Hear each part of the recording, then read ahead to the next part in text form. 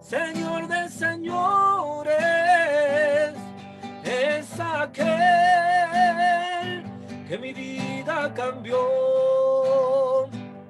Jesús, tú eres la persona más importante de este lugar. Jesús, tú eres, aleluya, la persona más importante de este lugar. Rey de reyes, Señor de señores, es aquel que mi vida cambió. Rey de reyes, Señor de señores, aleluya, es aquel que mi vida cambió. Rey de reyes, Señor de señores, es aquel que mi vida cambió. Rey de reyes, Señor de señores, es aquel que mi vida cambió.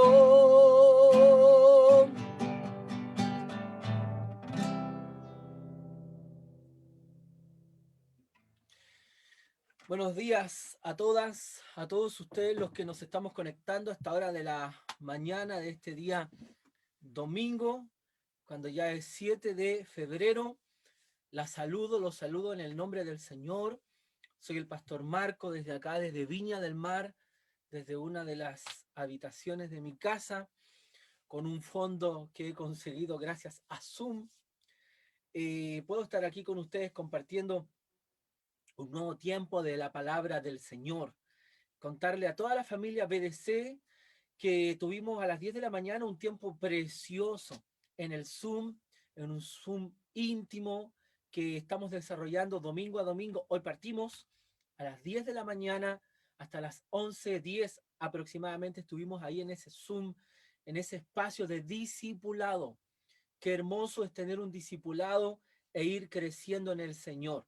Estamos estudiando el libro de Romanos, así que te animo para que tú en el nombre del Señor te entusiasmes espiritualmente y podamos juntos recorrer las escrituras para que luego podamos dar de gracia lo que de por gracia también estamos recibiendo. Así que Dios bendiga a toda la comunidad internacional, a mis hermanos acá en Viña del Mar, a los que poco a poco se van conectando. Dios bendiga a los que están de vacaciones.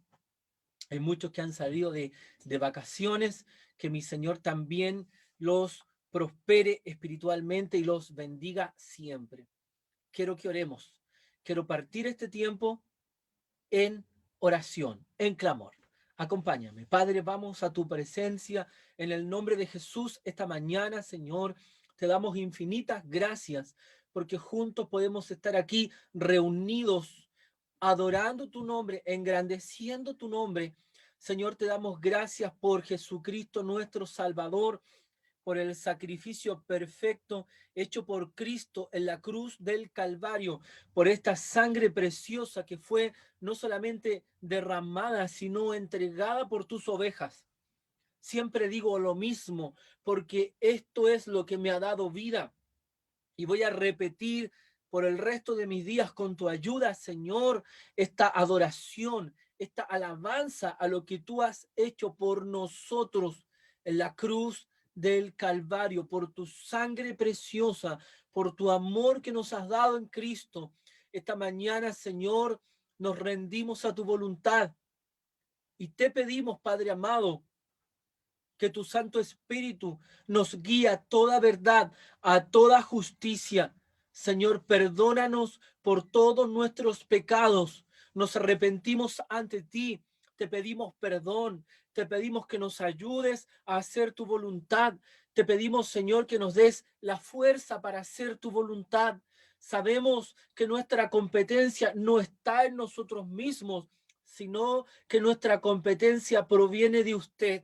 Señor, hoy nos sumamos al apóstol Pablo cuando él declara en Filipenses 4:13 que todo él lo puede en Cristo, que es su fortaleza. Esta mañana, de la misma manera, todos nosotros con diferentes pruebas, luchas, aflicciones, situaciones difíciles, Señor, situaciones distintas. Esta mañana confirmamos tu palabra que tiene poder y nos sumamos en fe a declarar lo que tu palabra enseña. No una declaración humana, sino lo que tu palabra nos ha mostrado es que todo lo podemos en el Hijo, todo lo podemos en el Cristo que nos habita, todo lo podemos en tu ayuda, en tu gracia, Señor. Gracias, papá, porque sé que hoy es domingo, es el día del Señor. Estamos desarrollando este culto online.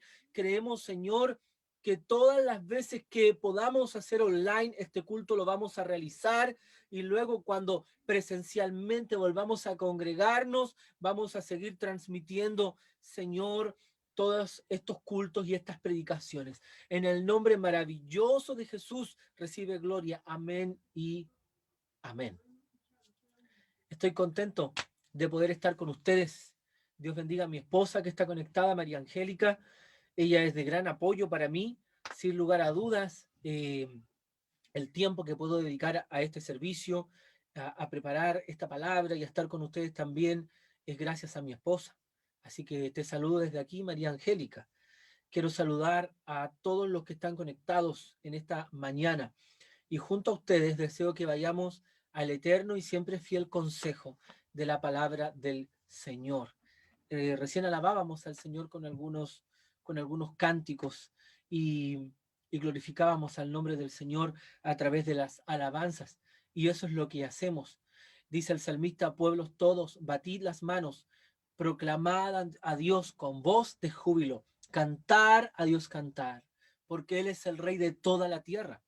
El Salmo 115, en el verso 1, uno de mis versículos favoritos, declara ahí: no a nosotros, oh Jehová, no a nosotros, sino a tu nombre, Señor, da la gloria, a tu nombre da la alabanza, Señor, por tu misericordia y por tu verdad. Aleluya. Qué hermoso es el Señor, qué hermoso es el Señor. Quiero que vayamos al libro de Filipenses. Vamos a ir al devocional de hoy, el libro de Filipenses, al capítulo 2.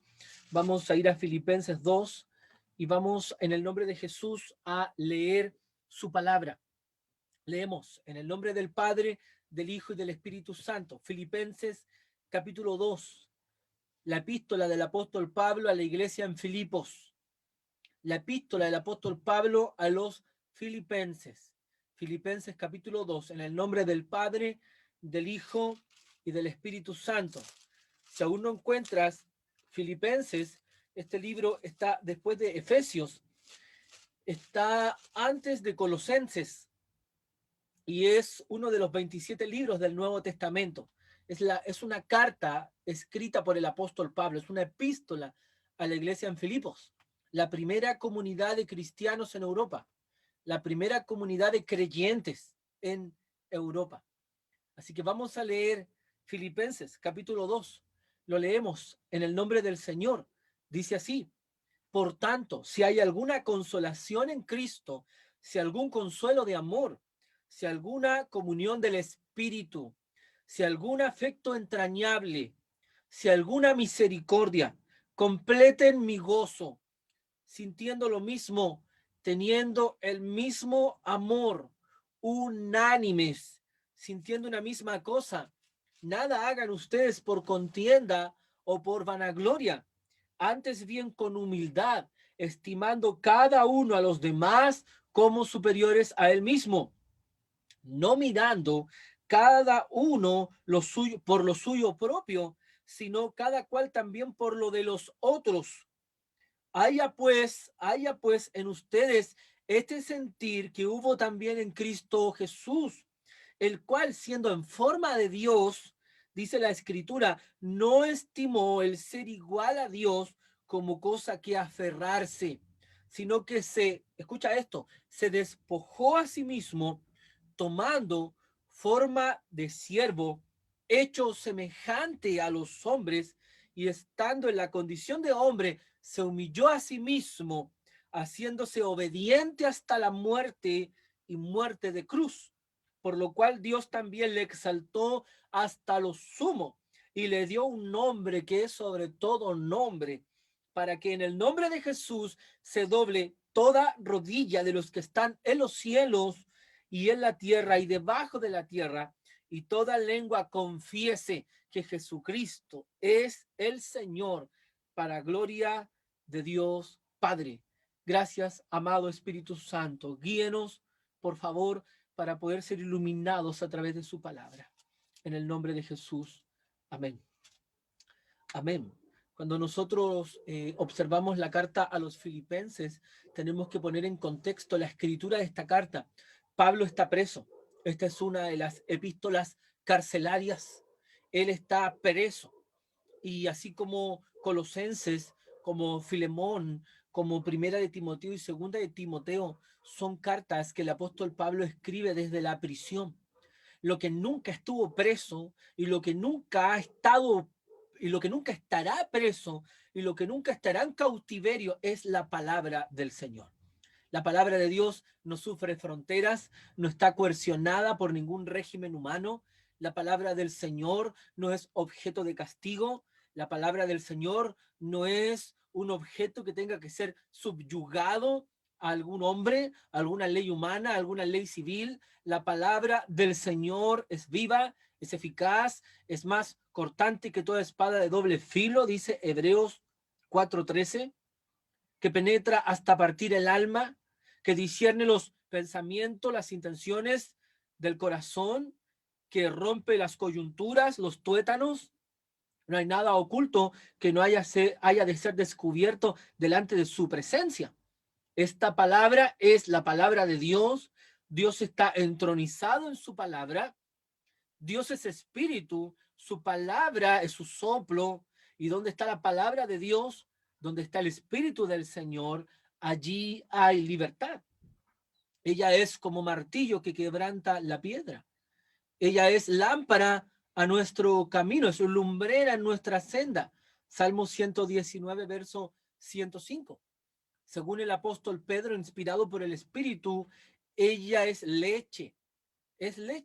Y es leche de la buena, es leche concentrada, es leche pura. Dice, ustedes deseen como niños recién nacidos la leche espiritual, para que por ella ustedes puedan crecer para salvación.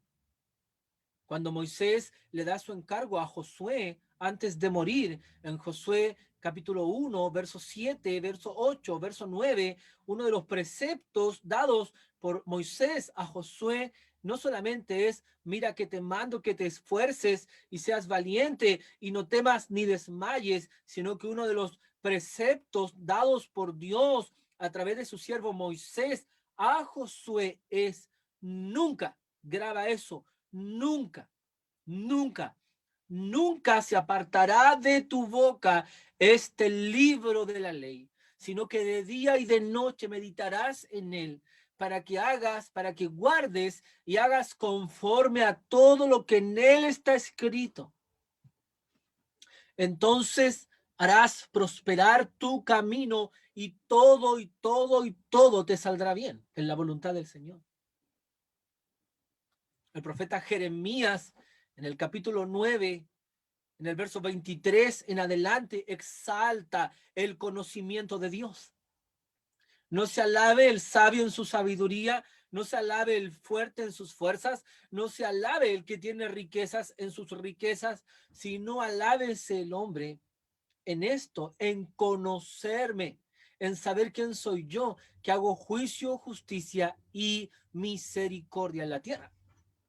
Hoy día, cuando llegamos a Filipenses 2, sabemos que esta es una carta que el apóstol escribe en una cárcel, pero la palabra no estaba presa. El apóstol estaba preso, pero la palabra no. La palabra iba a correr, la palabra iba a circular, la palabra iba a llegar a Filipos, Y así como la palabra hoy día llega a Brasil, donde está el pastor Luis Alegría, la palabra llega a Montreal, la palabra llega a Madrid, la palabra llega a distintas latitudes, a distintos lugares, no por la aflicción del predicador, llega a pesar de que estemos en una pandemia y estemos hasta cierto punto confinados. La palabra del Señor no está confinada.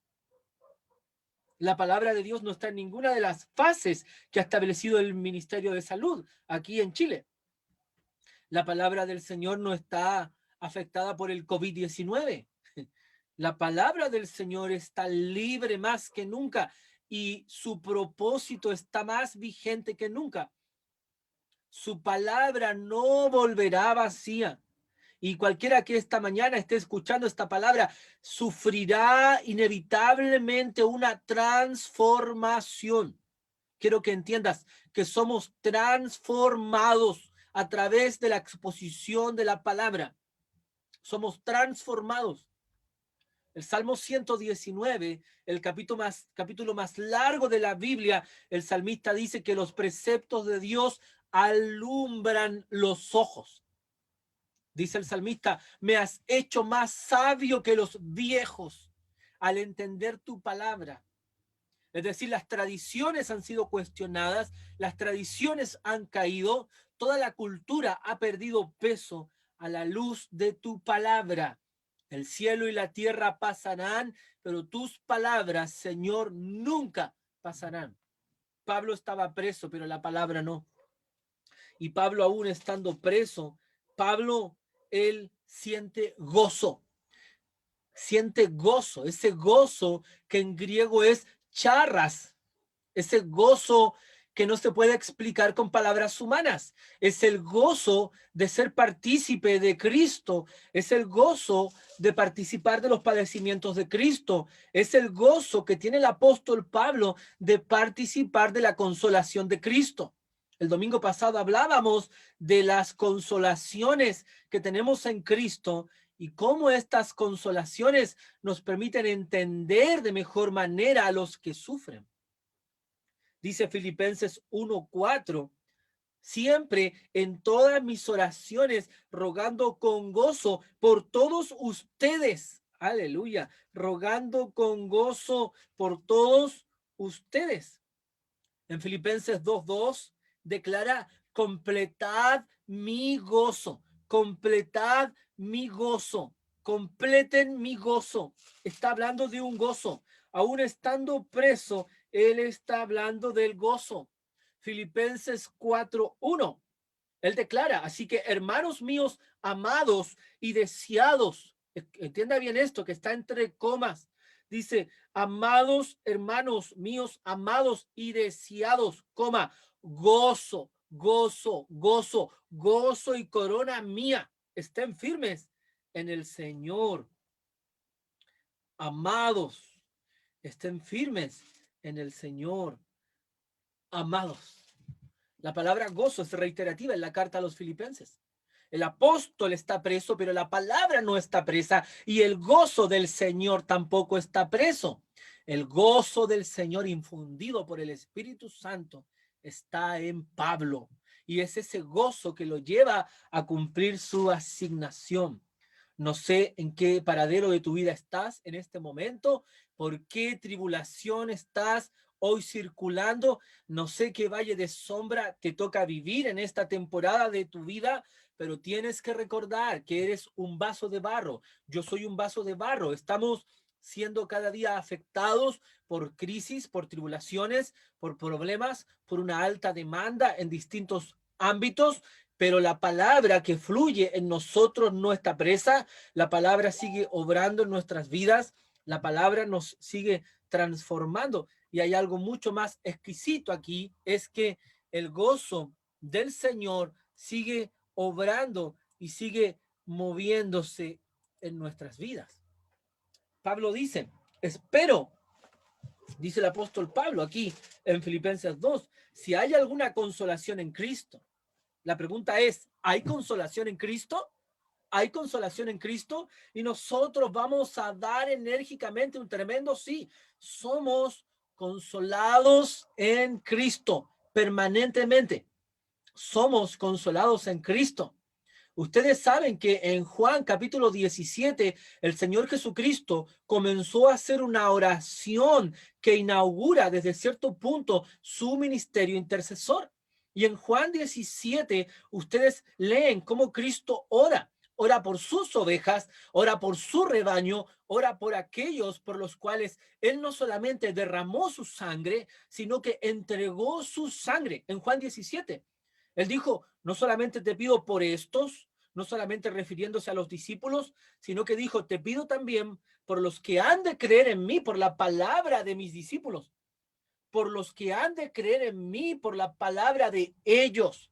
Esa oración preciosa de Cristo que inaugura en cierto punto la misión intercesora de Cristo hoy en los cielos. Hebreos 7:25 declara el Espíritu del Señor que Cristo vive para interceder a favor de nosotros. A favor de nosotros. Y lo digo así con esa fuerza porque nos sentimos gozosos, participamos del gozo del Señor, participamos de la consolación de Cristo. La consolación magnífica de Cristo manifestada en el Evangelio. Qué hermoso. En la buena noticia que Dios estaba en Cristo, reconciliando consigo al mundo, no tomándole en cuenta sus pecados. Esa reconciliación que tenemos en Cristo, que nos ha liberado de la ira divina. Hoy no hay ningún resquicio, no hay ningún poco de ira para los creyentes. Los creyentes somos, como he repetido intensamente, de acuerdo a Primera de Pedro 1:5, somos guardados. Quiero que grabes esa palabra. Somos guardados. Quiero que ahí donde estás puedas repetir esto y decir, soy guardado. Somos guardados. Mira a tu esposa, a tu esposo, a tus hijas, a tus hijos. Piensa en tu iglesia, piensa en el ministerio y di, soy guardado por el poder de Dios mediante la fe que es en Cristo Jesús. Primera de Pedro 1:5, ahí está. Primera de Pedro 1:5, somos guardados por el poder de Dios mediante la fe. Ahora, no te estoy diciendo que vas a ser guardado del coronavirus. No te estoy diciendo que vas a ser guardado de contraer alguna enfermedad terminal. No te estoy diciendo que vas a ser guardado de sufrir alguna pérdida material. Los creyentes no estamos eximidos de sufrir consecuencias propias de la naturaleza caída. Hemos visto cómo siervos de Dios, como hombres de Dios, también han contraído el COVID. Hemos visto al siervo Job en la Biblia cómo él sufrió pérdidas económicas y sin lugar a dudas hay pérdidas que más que económicas fueron pérdidas emocionales muy fuertes en el siervo Job al haber perdido en un solo día a sus 10 hijos. Pero que seamos guardados por el poder de Dios quiere decir que nuestro depósito, la seguridad de nuestra salvación, las arras de nuestra herencia, la posesión adquirida, los tesoros inconmensurables que tenemos en el cielo, nuestra ciudadanía, nuestra patria eterna está segura en Cristo. Y hoy podemos señalar en fe, de acuerdo a Romanos capítulo 8, verso 35, que nada nos separará del amor de Cristo. Nada ni nadie, ni ninguna fuerza existente, ni ninguna fuerza creada, ni nada que se vaya a inventar mañana en el mundo espiritual o en el mundo secular. Nada nos puede separar del amor de Dios que es en Cristo Jesús. Y no es que tú tengas asido al Señor, es decir, tomado al Señor. No es que yo tenga tomado al Señor. Quiero que entiendas que ese es un principio orgulloso, es un principio vanidoso. Señalar, es que yo te tengo tomado, Señor. Es un principio de presunción espiritual que desagrada a Dios.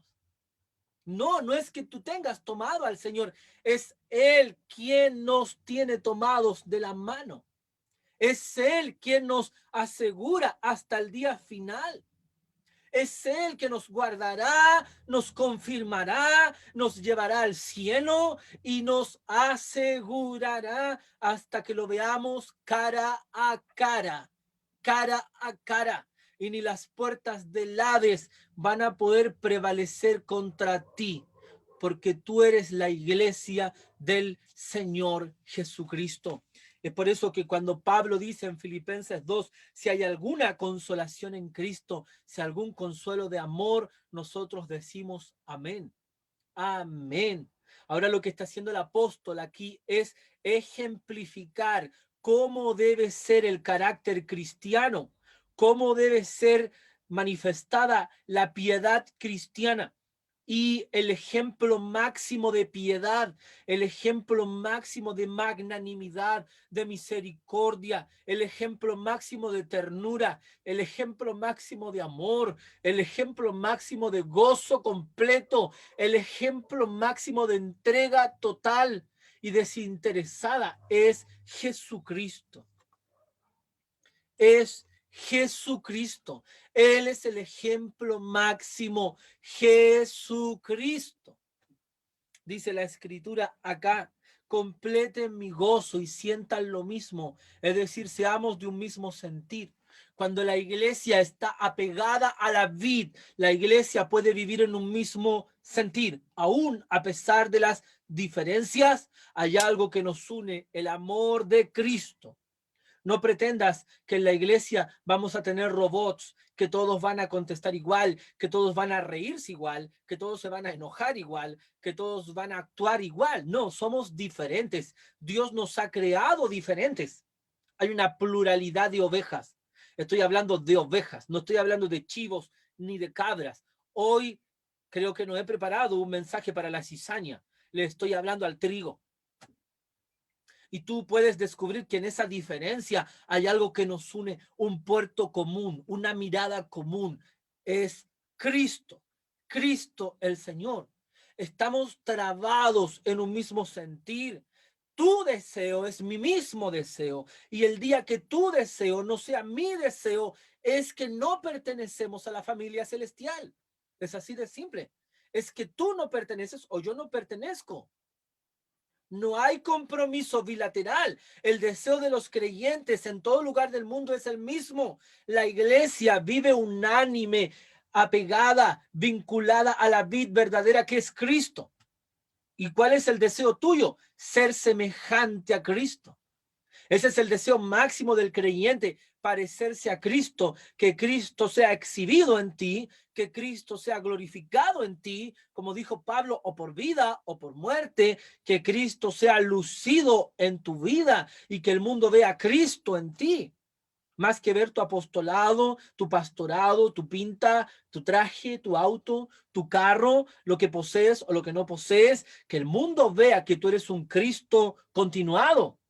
Que el mundo vea en ti la chequiná de Dios, la gloria del Señor. Vamos por todas partes llevando un buen testimonio, vamos por todas las regiones, vamos llevando, transportando el olor de su conocimiento. Aleluya. Y el olor del conocimiento de Cristo está aquí en esta mañana, que cuando yo te vea a ti, vea a Cristo en ti, que cuando tú me veas a mí, veas a Cristo en mí. La manifestación de Cristo entre nosotros. Somos el cuerpo, la iglesia, la manifestación del reino, la manifestación de Cristo aquí en la tierra. Y es por eso que los creyentes se conocen, los verdaderos creyentes se distinguen de los falsos creyentes porque tenemos un mismo sentir. ¿Y cuál es ese mismo sentir?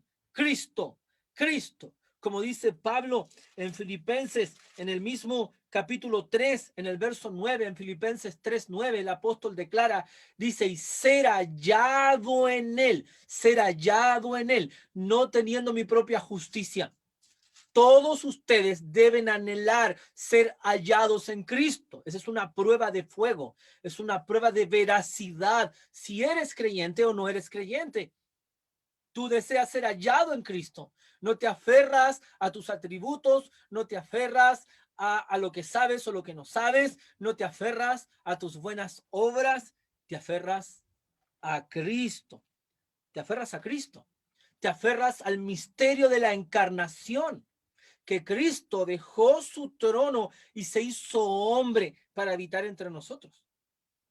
Cuando llegas a Primera de Juan, al capítulo 4 de Primera de Juan, al verso 3, dice: todo espíritu que no confiesa que Jesucristo ha venido en carne no es de Dios. Este es un espíritu antagónico, es un espíritu enemigo, es un espíritu que caracteriza a los que no son de la familia celestial. Niegan la encarnación de Cristo.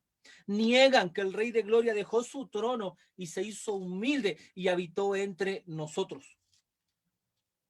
La palabra dice que nada debemos hacer por contienda o por vanagloria.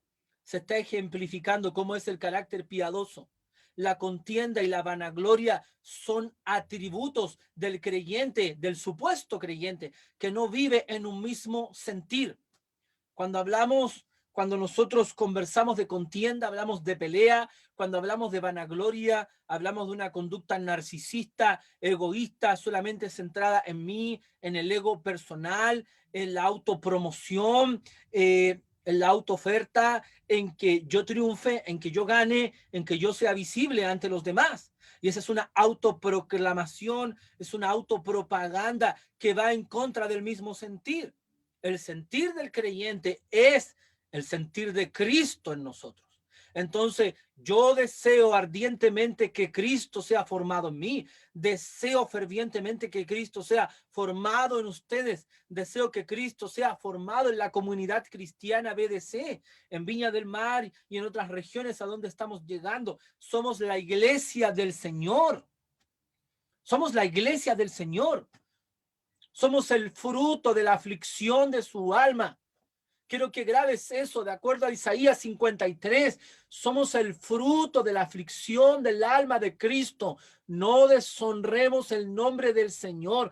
Él fue a la cruz, derramó su sangre en la cruz, no para que la pisoteemos, sino para que el deseo nuestro sea ser semejantes a Cristo. La contienda y la vanagloria son características propias del que no opera en un mismo espíritu, del que no está en un mismo sentir. Habla contenciosamente, habla vanagloriosamente, quiere aparentar, quiere simular espiritualidad, es un presumido espiritual, es una persona que cree que tiene la razón en todo, es una persona que no reconoce su error, es una persona con un corazón duro de mármol, muy díscolo para ser formado. No te olvides que el evangelio fue dado a los humildes, a los humildes. Cristo es el máximo ejemplo de humildad.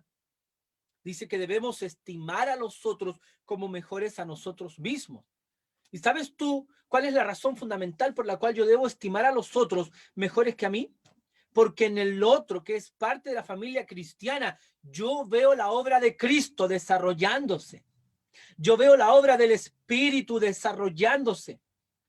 Nunca trates mal a un hijo de Dios. Nunca denigres a una hija de Dios. Nunca te atrevas a hablar mentiras o calumnias en contra de un siervo de Dios, en contra de una sierva de Dios, en contra de una hija de Dios, en contra de un hijo de Dios. El que se mete con la iglesia se mete con Cristo. Él es el buen pastor. Él dio su vida por sus ovejas y él cuida a sus ovejitas siempre. Él es el Dios de la venganza. Mía es la venganza, dice el Señor. Yo daré el pago.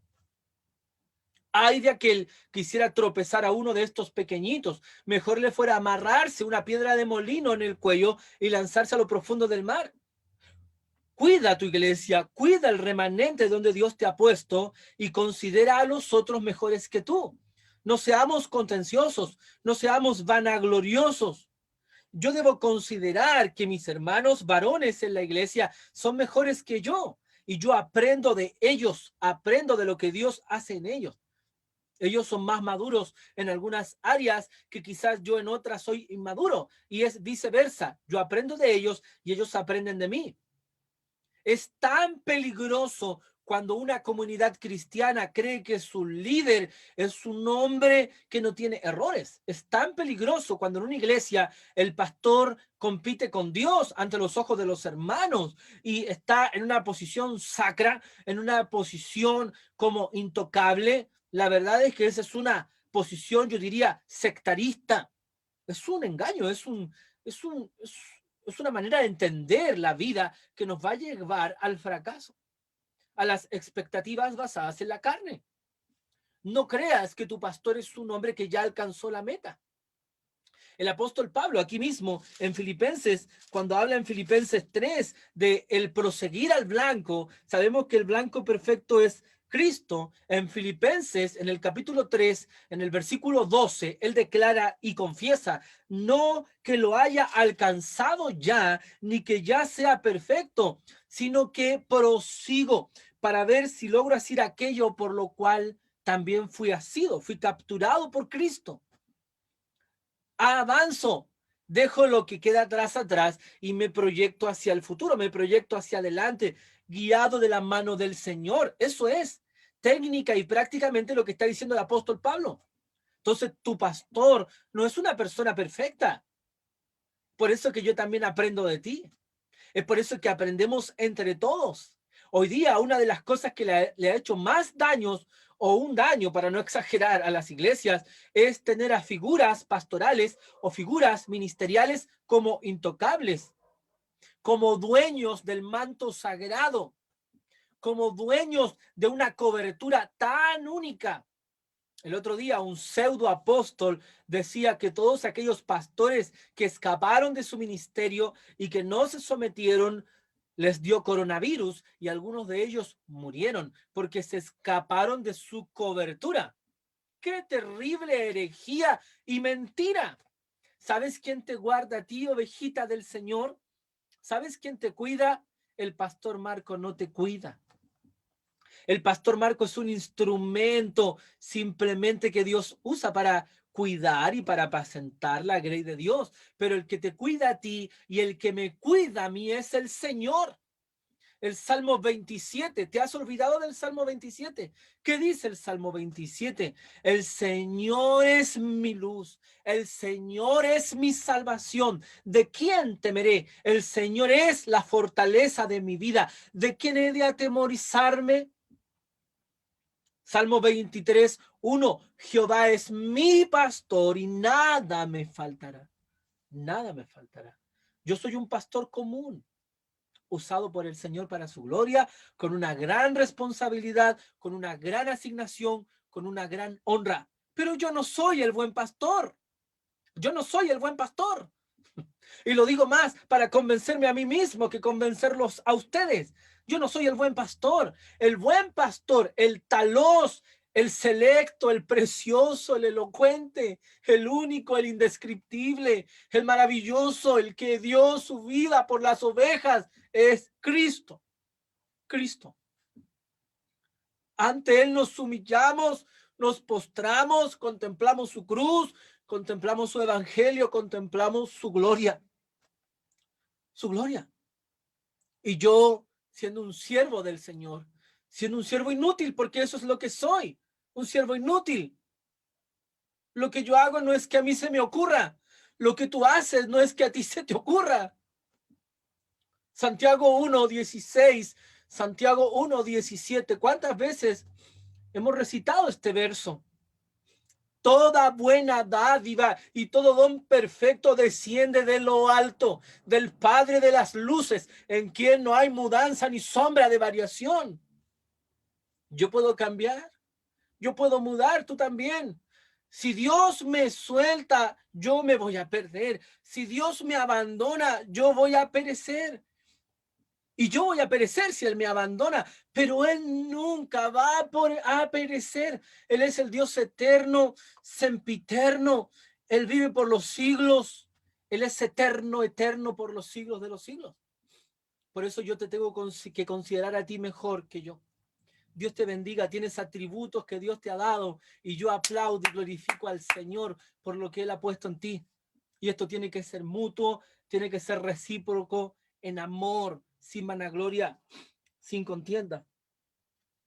y hay una verdad muy tremenda, y yo estoy hablando del carácter piadoso del cristiano y cómo este carácter piadoso está manifestado en Cristo, y quisiera avanzar a esto. Allá pues en ustedes este sentir que hubo también en Cristo Jesús, el cual siendo en forma de Dios, la palabra forma tiene que ver con ser. Jesús era Dios, es Dios y será Dios. Esa es una de las verdades cardinales del Evangelio. Y él estando al lado de su Padre, siendo la segunda persona de la Trinidad, estando con todas las prerrogativas divinas, la palabra prerrogativa es sinónimo de privilegio. Lo que está diciendo la palabra es que él dejó estas prerrogativas, él dejó la zona de privilegio, no estimó el ser igual a Dios como cosa a que aferrarse, sino que se despojó a sí mismo. Eso en griegos es kenosis, kenosis, se despojó a sí mismo, se vació, se entregó. Apocalipsis dice que el Cordero fue inmolado desde antes de la fundación del mundo.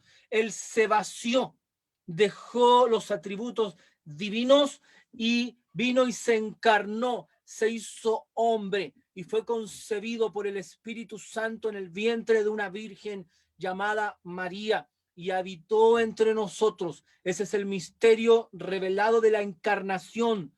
Primera de Juan, capítulo 4, verso 3. Todo aquel que niega la encarnación de Cristo posee el espíritu del anticristo. Todos aquellos que afirmamos la encarnación de Cristo en el vientre de María, poseemos al Espíritu Santo. Primera de Juan 4:4.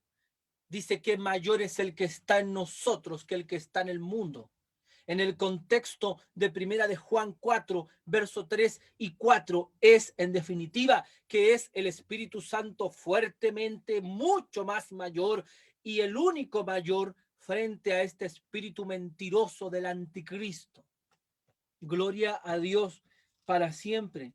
Él se vació, se despojó a sí mismo, tomó forma de siervo, hecho semejante a los hombres, y estando en condición de hombre, se humilló a sí mismo. Hablemos un poco de la humillación de Cristo. Cuando hablamos de humillación de Cristo, nos referimos a la renuncia temporal de ciertas prerrogativas divinas. Quiero que conmigo puedan observar qué es el Evangelio. Y si definimos Evangelio, sabemos que es buena noticia, buena nueva. Y en Marcos, en el capítulo 1, en el verso 1 de Marcos, ustedes encuentran un verso muy corto, pero muy significativo para el mundo cristiano. Dice, principio del Evangelio de Jesucristo, Hijo de Dios. ¿Qué es el Evangelio? Los escritores del Evangelio según San Marcos seguramente se preguntaron inmediatamente qué es el Evangelio. Bueno, el Evangelio es la exposición de la doctrina de Cristo, la exposición de la vida de Cristo, de la muerte de Cristo y de la resurrección de Cristo.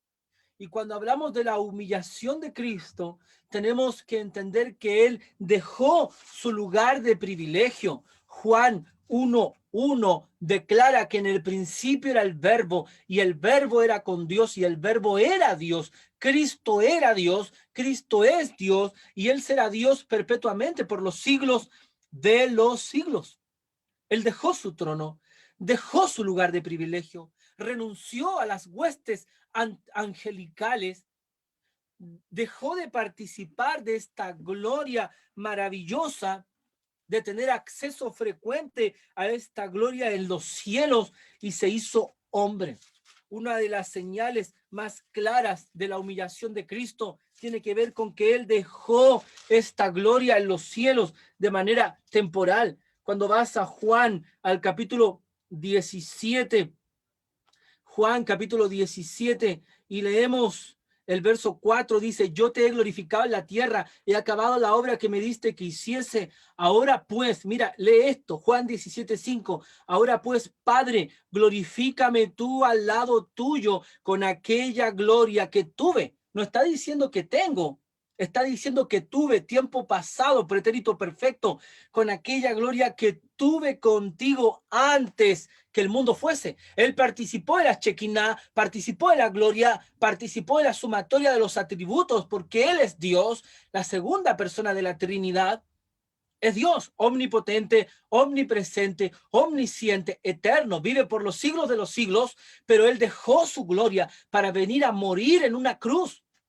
La senda de la humillación comenzó el día en que el Cordero dijo: yo iré a morir, a entregar mi vida por mis ovejas. La senda de la humillación en la tierra, ustedes la conocen, nace en un pesebre humilde. No había lugar para José, para María, para el niño Jesús en el establo. No había lugar, solamente en el lugar más al fondo, en el pesebre. Ahí nació Cristo, rodeado de animalitos, rodeado de ese ambiente natural, entre rocas. Esa es la verdad, entre piedras. Humilde, siervo humilde, siervo humilde. A los 30 años comenzó su ministerio terrenal. El principal mensaje de Cristo era el mensaje del evangelio. Arrepiéntanse, conviértanse.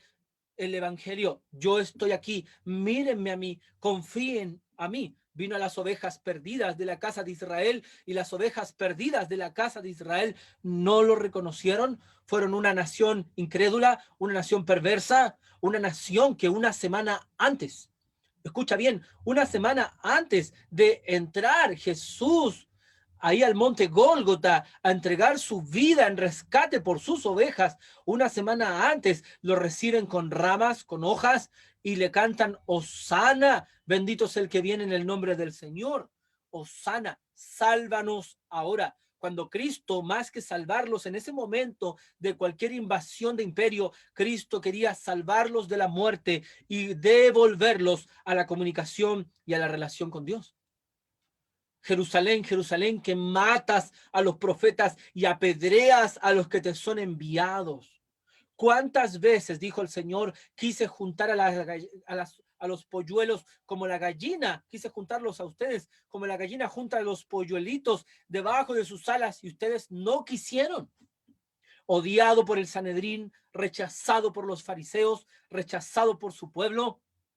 El profeta Isaías, capítulo 53, declara: como que escondimos de él el rostro, fue despreciado, menospreciado. Él es el varón de dolores por excelencia, experimentado en quebranto, el grano de trigo que fue sepultado en tierra. Y hoy día nosotros nos reunimos en el día del Señor a escuchar esta palabra, a participar de estos himnos en honor a Cristo, en honor a Cristo. No estás aquí honrándome a mí primeramente, no estoy aquí honrando tu nombre yo primeramente. No estamos acá honrando a una denominación, estamos honrando, estamos confesando a Jesucristo. Siguiendo Marcos 1:1, nos estamos deteniendo en su vida. Qué hermosa vida la de Cristo, la vida mansa, la vida humilde, la vida simple, la vida de un señor que se crió entre maderas con su padre José carpintero, su padre humano. Nos estamos centrando en su vida, en aquel que hablaba de la salvación, en aquel que tenía misericordia de los leprosos, en aquel que sanaba a los ciegos, en aquel que hacía oír a los sordos, en aquel que liberaba a los endemoniados, en aquel siervo humilde, en aquel siervo tierno, en aquel que merece la gloria, en aquel Jesús histórico que habitó entre nosotros. Habitó entre nosotros, dice Juan, y vimos su gloria, gloria como la del unigénito del Padre, lleno de gracia y de verdad. Nos estamos deteniendo en el paradero de su vida amorosa. Nos estamos deteniendo en su muerte, en ese Cristo que en la cruz entregó su vida por sus ovejas, en aquel Cristo que controló hasta los últimos estertores antes de expirar, antes de decir consumado es. Juan 19:30, en aquel Cristo que dijo: a mí nadie me quita la vida, tengo poder para poner mi vida y tengo poder para volverla a tomar. Y sin lugar a dudas, nos estamos deteniendo en su resurrección. Él vive, Él venció a la muerte, Él se levantó de entre los muertos al tercer día. Fue el tema central de la predicación apostólica del siglo I.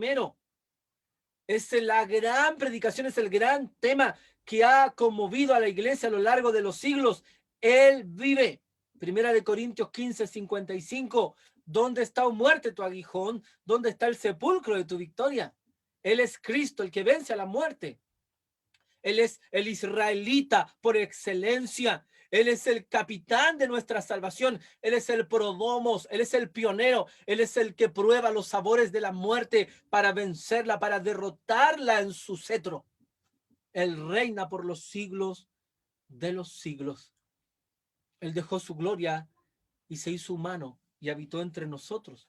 Limitó, sin lugar a dudas, algunas de sus facultades divinas. Cuando a él le preguntaron si acaso sabía el día y la hora en que iba a ser el fin del mundo y todo el fin de estas cosas, el Señor dijo en Mateo 24, verso 36, pero del día y la hora nadie sabe, ni aun los ángeles del cielo, sino solo mi Padre. Ahora, ¿por qué Jesús dice eso? Que ni del día ni la hora nadie sabe, sino solamente su Padre. Bueno, porque el Señor Jesucristo, estando en la tierra, Él se privó de ciertos atributos divinos. Y uno de esos atributos de los que Él se privó fue de su omnisciencia. Su omnisciencia.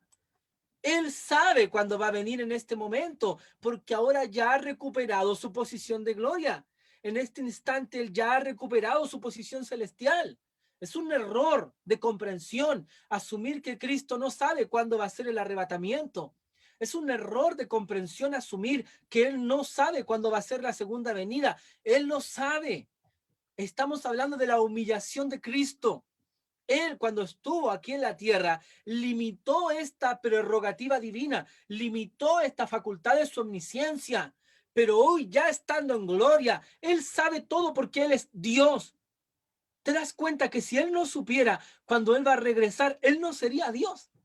Porque uno de los atributos de la deidad de Cristo es que Él es omnisciente. Él todo lo comprende, todo lo conoce, todo lo sabe.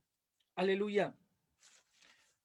Cuando hablamos de la humillación de Cristo, yo antes de terminar no puedo dejar de pasar por un pasaje que me estremece mucho, que está en Segunda de Corintios, en el capítulo 8, en el verso 9.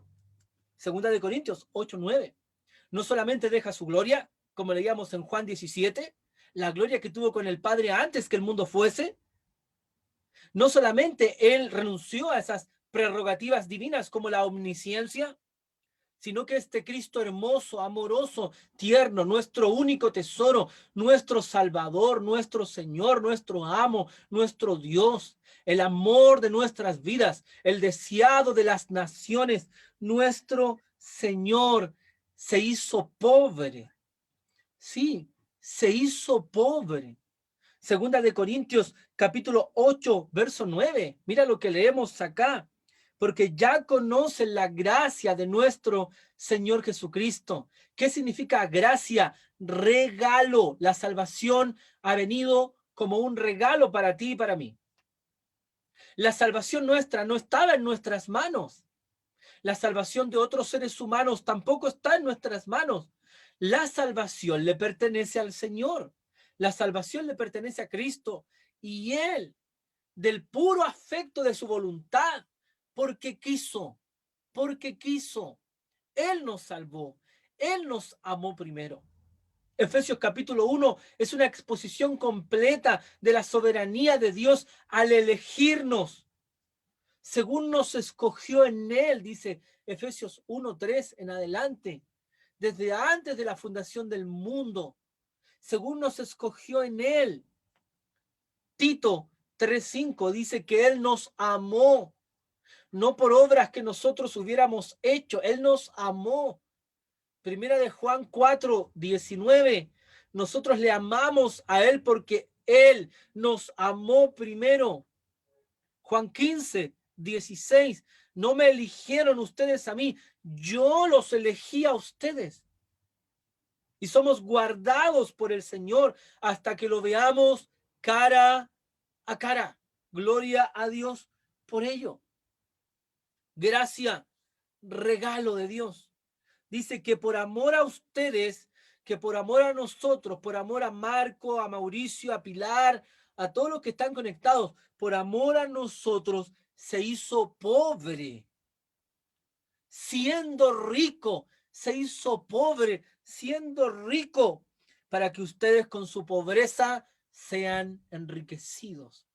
Y hoy denuncio públicamente, si algunos creen que con esto yo pretendo causar polémica, yo no me puedo hacer responsable de lo que algunos piensen.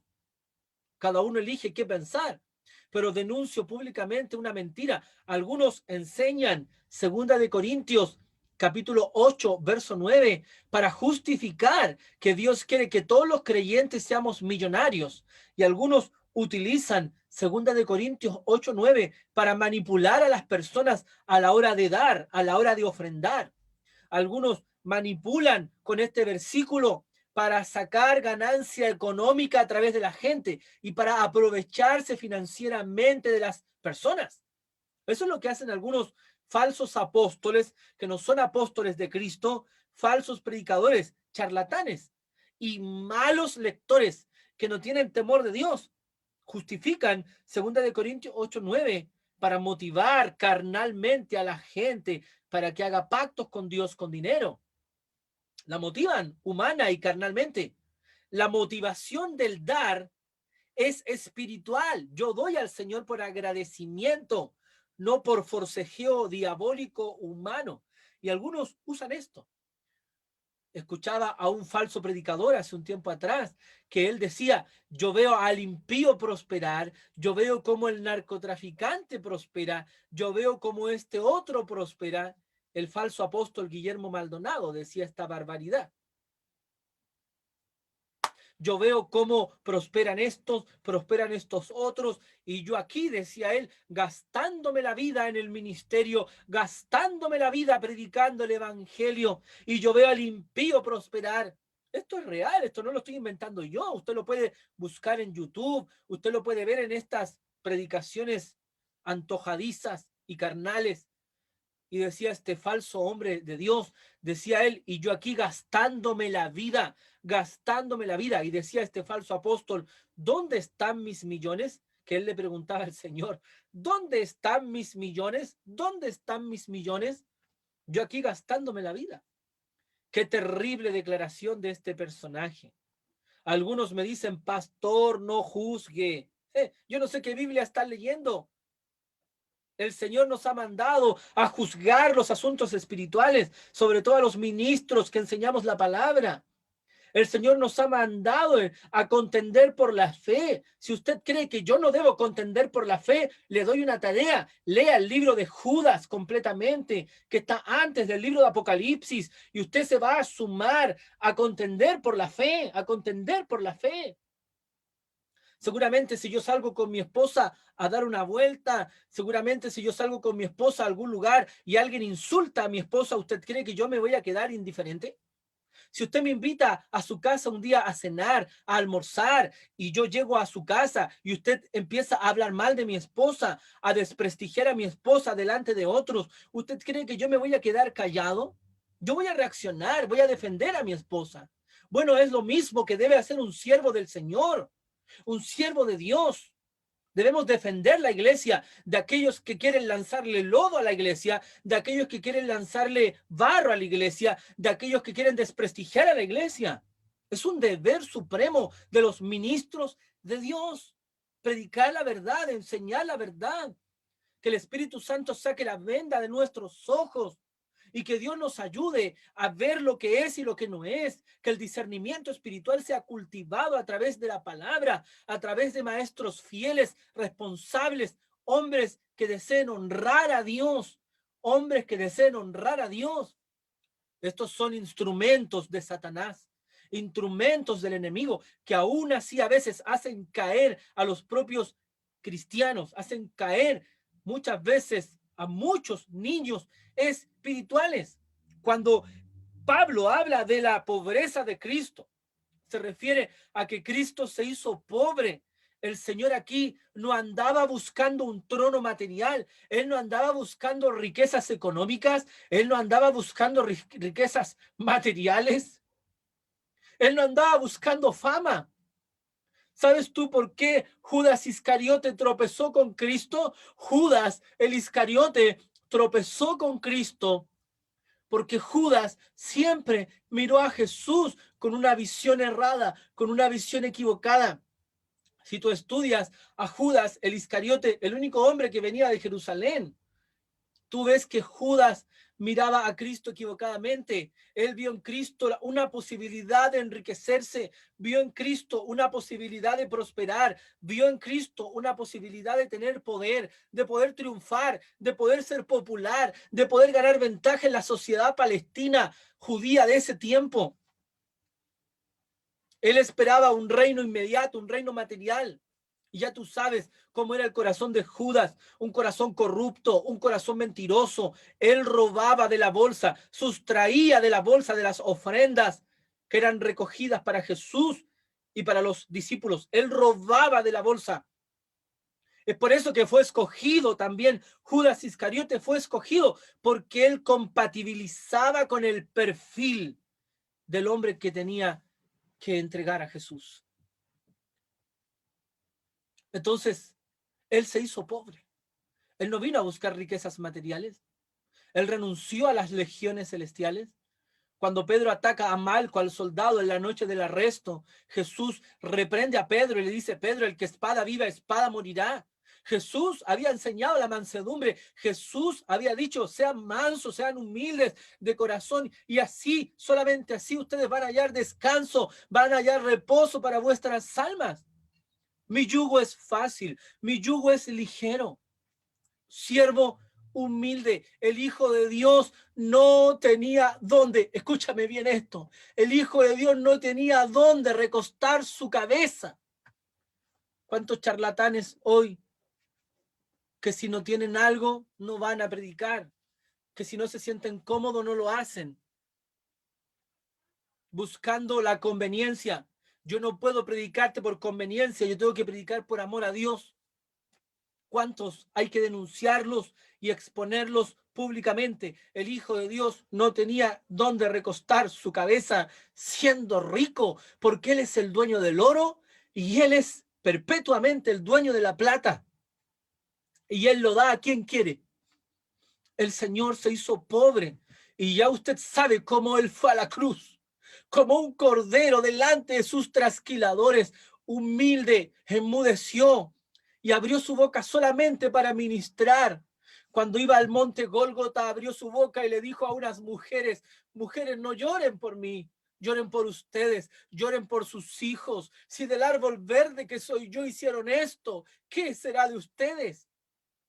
Cuando fue a la cruz, antes fue golpeado en las espaldas, en el pretorio, le vendaron los ojos, le vendaron sus ojos, le pusieron un manto de púrpura, un manto rojo de escarlata sobre su cuerpo para simular que era un rey, lo desnudaron, le pasaron un palo, una caña para que simulara un báculo, para que simulara un cetro, le vendaron los ojos y lo golpeaban y le decían: a ver, Cristo, profetiza, ¿quién te golpeó? Lo escupían con rabia, con ira. Mi Señor, siendo rico, se hizo pobre. Teniéndolo todo, se hizo pobre, se hizo siervo, se hizo obediente hasta la muerte, muerte de cruz. Y allá murió como un vil pecador, no siéndolo. Murió como un vil criminal, no siéndolo. Murió en la cruz. Entregó su sangre para perdonarnos todos nuestros pecados. Mírenme a mí, dice el Señor, todos los confines de la tierra, y ustedes serán salvos. Hoy día mi deber principal es hablar de Cristo en el día del Señor. Hoy domingo no vengo a hablarles de mí, no. No vengo a hablarles de los pequeños logros que yo pueda tener, no. No quiero hablarles del Quijote de la Mancha, de Cristóbal Colón. No, les estoy hablando de Cristo, la piedra rechazada por algunos, la piedra que algunos han rechazado, pero Él ha venido a ser la cabeza del ángulo. honramos a Cristo, glorificamos a Cristo, bendecimos su nombre, glorificamos su nombre, participamos de su consolación, participamos de sus padecimientos. Sus tribulaciones se van cumpliendo en nosotros, pero a la vez participamos de su gozo. Él llevó una corona de espinas por amor nuestro. Es por eso que lo amamos y placenteramente lo contemplamos y le pedimos al Señor que nos ayude a ser como Cristo y a servirle y a honrarle y a glorificarle como Él desea. Hebreos 1:1 Hebreos 1:1 dice que Dios, habiendo hablado de muchas maneras, en muchas porciones, por medio de los padres, por medio de los profetas, hoy nos ha hablado por el Hijo, a quien constituyó heredero de todo y por quien asimismo Él hizo el universo. La Escritura es una revelación de Jesucristo. El Padre se revela en Cristo y el Espíritu Santo trabaja continuamente para llevarnos a Cristo. Llevarnos a Cristo. Estos falsos predicadores alegan una riqueza material, alegan una riqueza vana. Y usted y yo debemos comprender que nuestra confianza no debe estar puesta en las riquezas humanas, porque estas son de naturaleza perecedera. Así como vienen, así también van. Algunos dicen que un siervo de Dios exitoso, mira la herejía que estos han inventado. Un siervo exitoso de Dios se mide por lo que tenga.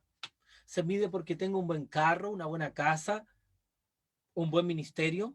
Hermanos, si Dios nos da un buen carro, si Dios nos da una buena casa, si Dios nos hace exitosos, bendecidos, eso es mejor que exitoso, bendecidos en el ministerio, eso es algo que Dios hace, que Dios puede dar y que Dios puede quitar, porque la gloria es de Él. Del Señor recibimos el bien y también del Señor tenemos que a veces recibir el mal. Entiéndase bien esto. Pero un siervo de Dios bendecido no pasa necesariamente por lo que tiene materialmente. No, hermanos, el siervo de Dios bendecido, la sierva de Dios bendecida, el hombre de Dios se conoce por sus frutos, se conoce por lo que transmite de Cristo, porque Cristo se salga por sus poros. La comunicabilidad de Cristo es lo que sale de sus ojos, de su boca, de sus manos, de su ser, de su ser. Gloria a Dios. Por eso, Él se hizo pobre. Quiero cerrar esta mañana, este devocional, esta predicación que Dios me ha entregado, hablando de este carácter piadoso que los cristianos desarrollamos, considerando a los otros mejores que a nosotros mismos, considerando a los demás superiores a nosotros mismos, por lo que Él nos ha dado, por lo que Él ha hecho por nosotros en la cruz, por su gracia y por su amor infinito, por todo lo que Él es, por todo lo que Él hizo, por todo lo que Él hace, por todo lo que hará. Un día fue a la cruz, se hizo pobre, se humilló hasta lo sumo, se humilló, para que un día tú y yo, en gloria, seamos recibidos por los ángeles. Toda la gloria, toda la honra es del Señor. Toda la honra le pertenecen a Él. Él es santo, santo, santo, santo, santo, santo, santo, santo. Él es bueno, Él es misericordioso. Él no nos ha pagado conforme a nuestros delitos. Así como son tan altos los cielos, iglesia, así son sus misericordias. Ha tomado nuestros pecados y los ha sepultado en el fondo del mar y se ha olvidado para siempre de nuestras transgresiones.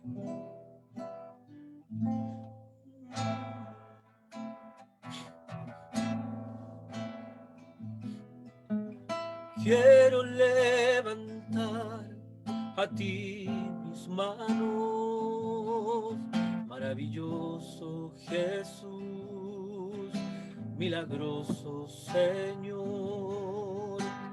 Llena este lugar de tu presencia y haz descender tu poder a los que estamos aquí. Y creo en ti, Jesús, y en lo que harás en mí. Y creo en ti, Jesús, y en lo que harás en mí, en mí, en mí. Recibe toda la gloria, recibe toda la honra, precioso Hijo de Dios. Recibe toda la gloria, recibe toda la honra, precioso Hijo de Dios. Recibe toda la gloria, recibe toda la honra, precioso Hijo de Dios. Recibe toda la gloria, recibe toda la honra, precioso Hijo de Dios. Gracias te damos, Señor. Aleluya. ¿Cómo podría agradecer tanto amor que me has dado a mí? Cosas tan maravillosas que no logro yo comprender. Las voces de millones de ángeles no podrían expresar mi gratitud de todo lo que soy y lo que yo espero ser. Se lo debo todo a Él, se lo debo todo a Él. A Dios sea la gloria, a Dios sea la gloria, a Dios sea la gloria. ¿Por qué? Por lo que Él ha hecho en mí.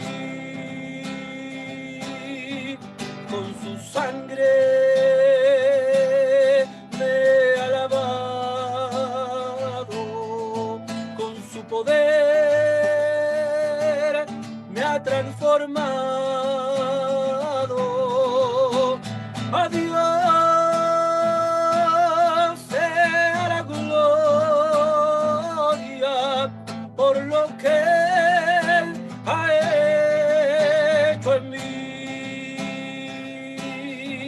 Con su sangre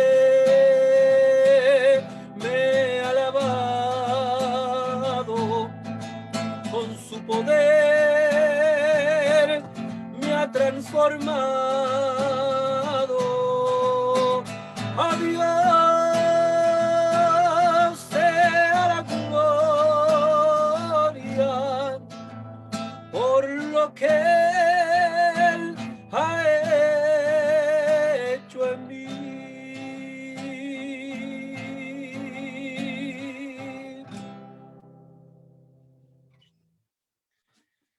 Dios te bendiga esta mañana, esta tarde ya. Dios bendiga a todos aquellos que pudieron estar conectados, a los que no y lo van a ver más adelante, de la misma forma que Dios les bendiga ricamente. Amén. Damos gracias al Señor por este domingo 7 de febrero. Gracias a ustedes por sus oraciones. Gracias por su clamor. Gracias por su apoyo. Dios bendiga a toda su iglesia en el nombre del Señor. Padre, gracias porque en esta tarde hemos estado en esta palabra, escuchando esta palabra de bendición para nuestras vidas. Gracias, Señor, porque tomaste nuestro lugar. Señor, gracias por decirte a ti sea la gloria por lo que has hecho en nosotros. Gracias, papito. Gracias, papito, por tu amor y por toda tu misericordia. Señor, bendito eres, bueno y siempre fiel. En el nombre de Jesús, bendigo a todos mis hermanos que han visto esta señal y a los que la verán más tarde. Comunidad, Iglesia Cristiana, Bedecebos del Calvario, Viña del Mar. Gracias, Señor, por lo que tú hiciste en la cruz, por tu obra perfecta y porque resucitaste de entre los muertos. La tumba está vacía y vives y reinas por los siglos de los siglos. Amén. Muy buenas tardes a todas, a todos ustedes. Nos vemos prontamente con la ayuda del Señor. Descansen. En la semana vamos a estar incorporando peticiones de oración, entre ellos a Justina, la hija de Carlos, para que Dios la fortalezca espiritualmente en este momento, en estos tiempos de estudio. Y tantas peticiones de las cuales me he estado enterando en el Zoom y en otras instancias, las cuales usted va a ver mañana el lunes publicada para que juntos oremos al Señor. Que estén muy bien. Dios les bendiga a todas. Mi hermana Pilar, Dios te bendiga. A todas, a todos ustedes. Descansen. Buenas tardes. Adiós.